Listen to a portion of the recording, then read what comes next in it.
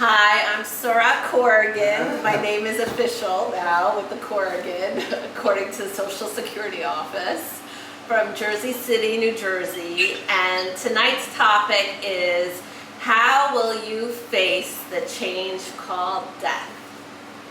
And as many of you may know, or you may not know, is Brian's father recently passed away.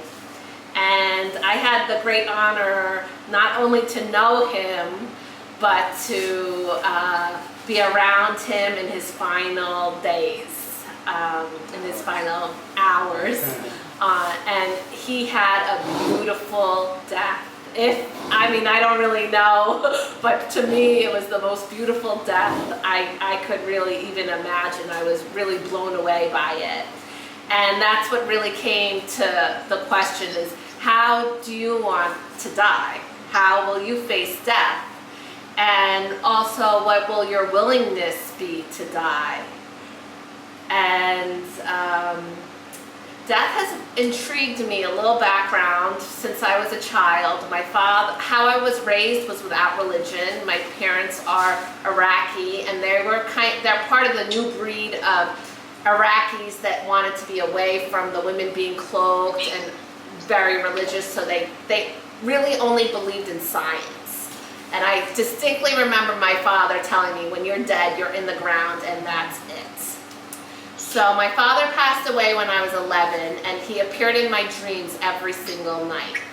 And I was totally freaked out by it because, one, I thought my thoughts had killed him because I was a child, and children often think the world revolves around you, so I thought it was my fault that he was dead. And it scared me. Then finally, after 2 weeks maybe of him in my dream every night, I said, you know what, I'm not going to be scared anymore. If I can't see him when I'm awake, at least I can see him when I'm sleeping. And that night, he hugged me in the dream.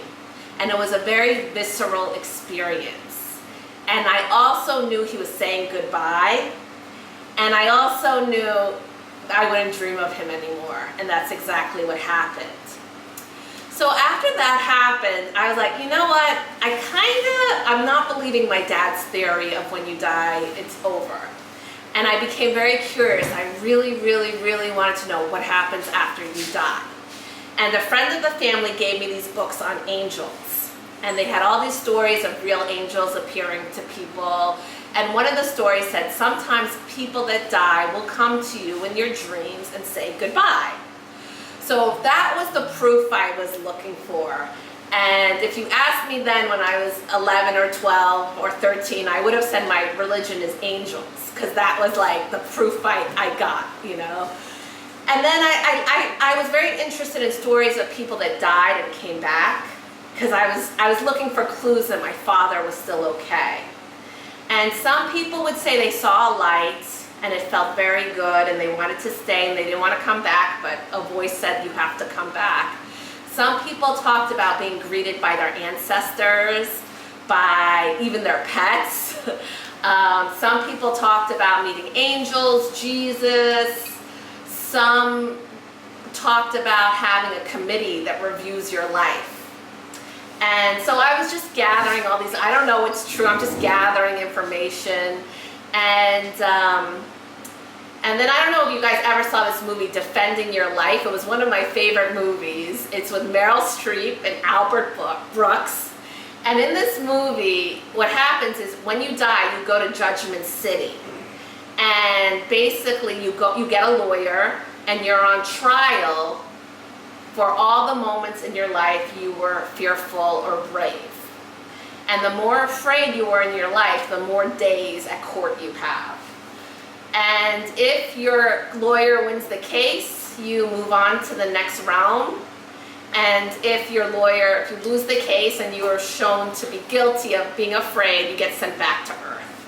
So I thought this movie is so funny, but I loved it because I felt like it was talking about what happens after you die. To me, nobody was talking about it, and I was so curious. So fast forward to now I'm in college, and I'm watching CNN, and they are doing a special on mediumship. And I wanted to know if it was real. The story on it said they said they're fakes, they're not true, and then other people said, no, it's real, it's true. So I just said, I want to meet a medium. I'll know if it's real. I really want to know if you can talk to the dead. So at that time, that show, John Edward Crossing Over, was out, and it was gaining a lot of popularity. And you could call that show one day a month to try to get tickets. So I would mark it in my book, and I would call every month, and I wouldn't get through. Finally, my sister, who's an attorney, totally not like me into all this death stuff and medium stuff, she said, you know what, I think I found you a medium. One of the attorneys at the firm went, and he said she's the real deal. So me and my sister, we went to this woman in Long Island, to her house, and as soon as we sat down, we had an hour and a half messages from my father. So at that point, without a shadow of a doubt, there was no doubt for me at that point that you don't die. That evening we were home, and we were excited to tell my other sister about the reading and all the messages that came through. And the front door opened and closed, so we thought it was my other sister, and we're calling her into the room. And suddenly this huge ball of energy enters the room. And I screamed and jumped. And my sister, the lawyer, goes, don't worry, it's our father. She was totally normal. And it was like a very, I don't know how Brian says it, like Pasquale zapped you. I got zapped. And immediately I was like, you know what? The purpose of life isn't just to get married and have kids. Like, if you don't die, you must be here for a reason. And suddenly my whole focus went from not being curious about death to being curious about life and why we're here. And soon that led me to a spiritualist church, and there someone recommended chiropractic, and there I found chiropractic, and so on and so forth. But what was really still watching Brian's father pass away was the question of how will I be able to face death? You know, sometimes when I'm leaving the house, I get anxious, like, do I have my wallet? Do I have my keys? And I was really thinking of that moment where you have to let go and just go. You're going with nothing. You're not going with your clothes or your money or anything or your keys. You don't know what's ahead of you. You know, Brian's father was he had a strong faith in God, but you know, it's still a mystery. And I remember someone said, so what happened with, one of the things that happened with Brian's father is, okay, the second to last day before he died, it was a hard day. He was like, I need to go to work, I need to go to work. He was kind of losing it, you know, and he looked really uncomfortable, and we were, you know, the family was all around. He was in hospice, but he had his hospital bed in the dining room, and the whole family was gathered. It's a big family, in and out of and they were in the kitchen, and the kitchen is right next to the dining room, so we were all around him. And that was a hard day because he was uncomfortable, and I just remember thinking, you have to just go through it. Like, he always led by example, and he was showing you have to go through it. Like, he was going through the hard part. And there was no, like, you couldn't get your ticket out of this part. The next day, they had given him medication. It was only supposed to last a few hours, but suddenly he was very peaceful. And a few people had the conversation, like, why is he still hanging on? Like, why can't he just go? And we're like, well, maybe he wants to say goodbye to his sister.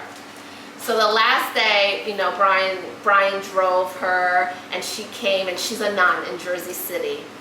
And I had asked Brian, I was like, Brian, what does holding vigil mean for someone? Is that what we're doing as a family? And he's like, no. And then when the sister Mary came, she sat by her brother and prayed. And Brian was like, that's what holding vigil is. And after a few hours, she came and she said, I'm done. She goes, I'm done, let's go. And she goes, I told him, just go, just go. And a few hours later, he was sleeping. Nobody was around him, but there was people close to him, and he passed away peacefully in his sleep. And I remember someone saying, what's the difference between surrender and giving up? And they said, imagine you're swimming and you're having a hard time, and surrender is when you lay on your back and you float and you let the water hold you, and giving up is when you drown.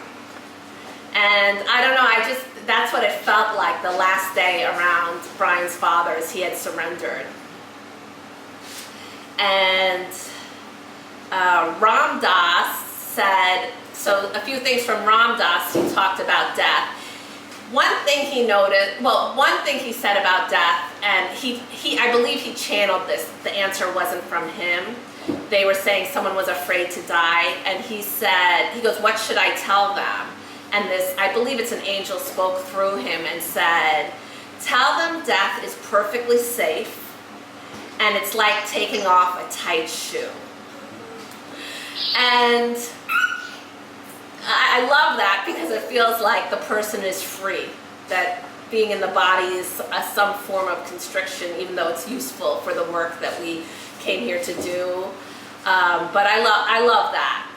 Another thing Ram Dass said was that he thought it was very strange that someone would be dying, and then the people he would notice, the doctors, the nurses, the people around the person would say, you look great, you're looking great, you're doing great, and then walk out the room and be like, he only has a few hours. And he was like, why can't people be in truth with that person? Like, why can't they just really be with them? Like, they're going through this huge transition. Why can't they sit in truth with them? And one of the authors I like, her name is Sarah Bertrand. She talks about bandwidth. What's your bandwidth? Like, what's your bandwidth for how much joy you can hold? What's your bandwidth? She says, like, some people are really good at attracting money, but they don't have the bandwidth to hold it. And I was thinking about that moment when Brian's father was passing away, and also what I would want for myself is, what's your bandwidth to be in the presence of someone making the transition from life to death, whether it's for yourself or for someone else. And let's see what else. And so these words, actually, I felt like to write them, but I feel like one of my guides gave me these words. I have often remarked that when one is near death, there is an aura of mystery surrounding them that only one going through it can know and feel deeply. If I were to ask you the one thing you wish for your death, what would it be? How do you want to feel? Who is with you? And can you find peace in letting this life go? I ask this for the sole purpose of helping you realize that the time here is precious and to be used for good, healing, and love. So there's also this book that's of this person that she interviewed a lot of people dying and asked if they had any regrets. The top 5 regrets of people dying. 1, I wish I had the courage to live a life true to myself, not the life others expected of me. 2, I wish I hadn't worked so hard.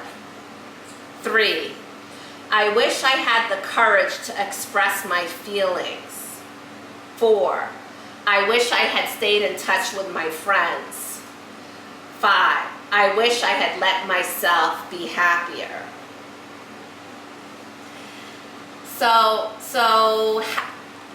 So then the next thing that the next idea that came to me was like, how will I feel at my death? Is there anything burning inside of me that I want to do? Is there a place I want to travel? Is there something I want to accomplish?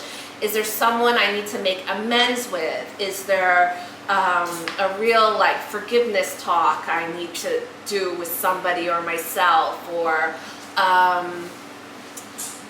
is there something I want to do? You know, we really don't know when the banshee will come crying. So I just learned about the banshee. In Irish tradition, they say the banshee is a fairy, and when the banshee wails, it's a warning that a death is coming. So a few weeks before Brian's dad passed, Brian said, I know the banshee's screaming, I know it. And I picked up a random book in the house maybe a week before he died, a book I never read, and I just opened up to the page, and it talked all about the banshee crying when someone's about to die. So I knew that Brian's dad was going to pass away. But one of the messages that did come is, if there's something whispering inside of you, or if there's something burning inside of you, do it now. That's just the message I got. Do it now. And of course there's divine timing, but at least you can, I was thinking, if there's somewhere I really want to go, I can plan it for 2 years from now at least. But get on with living life. And there's Seth, it was like these channeled texts by Seth. And one of the things he said about death is that every death, no matter how it happens, is the crowning achievement in that person's life. And I looked up what achievement means, and it meant to do something successfully with skill, effort, or courage. Which brought me back to that moment where you have to really go. Let go and surrender. And let's see. I just want to see if there's anything else I want to say. I think I'll just finish with a little bit I just want to touch a little bit more about Brian's father. He was a man, like I said, that led by example. He was a very devoted husband, a devoted father to 6 children. He had 12 grandchildren. And one of the things he instilled in Brian and the others is, when you help someone, just go out of your way and help people, but don't tell anyone. Don't do it for the pat on the back or the recognition. Just help people and kind of keep it a secret, But he talked about service, and he wasn't the type, at least while I knew him, to ever lecture people or tell them what to do. He really led by example. I really mean that. Every birthday, you would get a card from him with money, and then however you turned, like I turned 42, there would be 42 cents taped to the card. When you turn 43, there'll be 43 cents. I met him September 3 years ago. Christmas, everyone gets a Christmas card with money. I got a Christmas card the first year, and Brian was like, you got a card, you're in. And it's one of the things you can count on. Every birthday, every Christmas, even when he was in and out of hospital, somehow I would get the card mailed to me with the coins taped. He would find a way. And there's something to be said of being a really consistent, steady, stable force of love in the people's lives. He also loved baseball, and he loved, he worked really hard, but he had fun. He loved his baseball. And he was an amazing man. He was a man of faith. He did a lot of charity work. He was the coach for the kids and the baseball. I'm very, very, very honored that I got to know him. I'm very grateful. Every time Jack laughs hysterically, I say to him in heaven, I say, because you lived, my son is laughing like this. And he just brings us so much joy. And we named Jack after him. And I'm so grateful he was alive long enough to meet Jack, and that's it. So this is his mass card. I'd like to read the prayer and end with that. Lord, make me an instrument of thy peace. Where there is hatred, let me sow love. Where there is injury, pardon. Where there is doubt, faith. Where there is despair, hope. Where there is darkness, light. Where there is sadness, joy.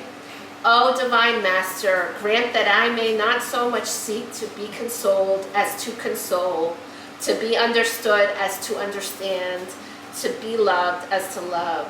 For it is in giving that we receive, and it is in pardoning that we are pardoned, and it is in dying that we are born to eternal life. Amen. Does anyone want to ask Sura anything? Anyone? When specifically did your father-in-law die? On July 5th. Just happened. Around 4:20 a.m. And You want to be exact. how old was he? 89. Anyone want to ask Sura anything? So you said you were reflecting and asking yourself, is there anything I should be doing now?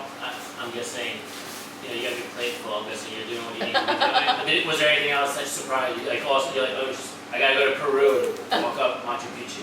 No? Was there anything like that? Well, there's definitely, I was like, we need to start putting some trips in the books.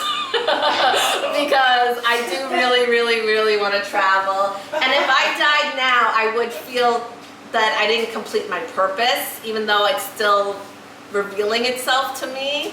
I wouldn't feel complete. I feel like there's still things I want to do, but I'm still waiting for the instructions. So I feel it would be premature, but it's like I'm like waiting for my assignment, kind of. So I think the biggest one was like travel, because one of the regrets was you work too hard, and I'm like, and Jackie Corrigan, one of the things, he was a hard worker, but his baseball was his fun. So I was thinking, what are ways you can honor Jackie Corrigan? Have some fun, help someone without letting anyone know you helped them. Send someone a birthday card, be devoted with the birthdays. I don't know. I'm going on a tangent now. Anyone else want to ask Sura anything? Edward X. How do you overcome fear of death? Well, this is one of the things I thought of, is that we actually die many times in our life. Like, we're constantly being reborn and going through these metamorphoses, right? So I thought the better I am each time I go through it, the more I surrender each time, the more I trust, the stronger that muscle can get. And when the time comes for death, maybe by that point I could say, wow, I had a lot of practice because I went through 20 rebirths. I know I'm better at it today than I was 5 years ago, but I still have work to do with surrender, letting go, trusting. And it's hard to know until you really face it, too. Anyone else want to ask Sura anything? Anyone? Yeah, I do. Go ahead, Nancy. Can you hear me? Yes. Okay, great. Thank you so much. That was a really rich and beautiful talk. Thank you so Thank much. you, Nancy.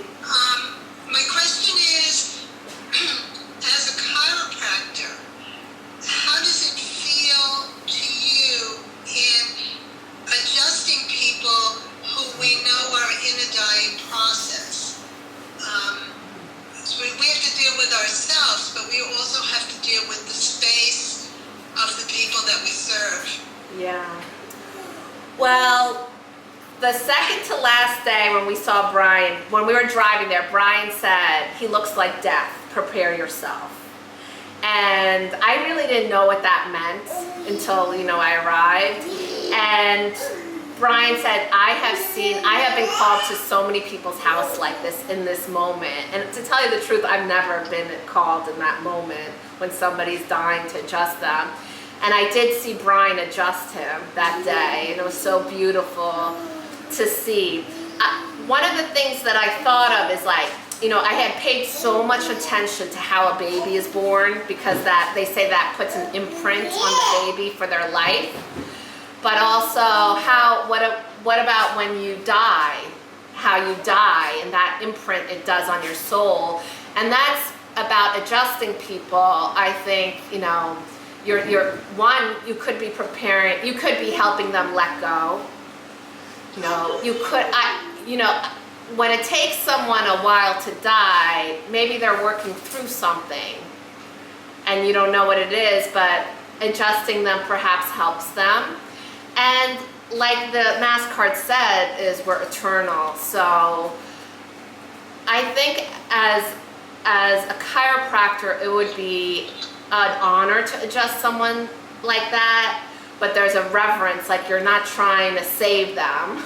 You're just there to serve, and you really don't know what you don't know if the adjustment's there to help them die or what, or when it's going to help them or how it's going to help them. But I do believe it does help, and it's something to approach with a lot of reverence. Anyone else want to ask Sura anything? Anyone? One more time, anyone? All right, Sura, thank you very Okay, much. great, thanks. Excellent, good job. Great job. And the camera stayed on the whole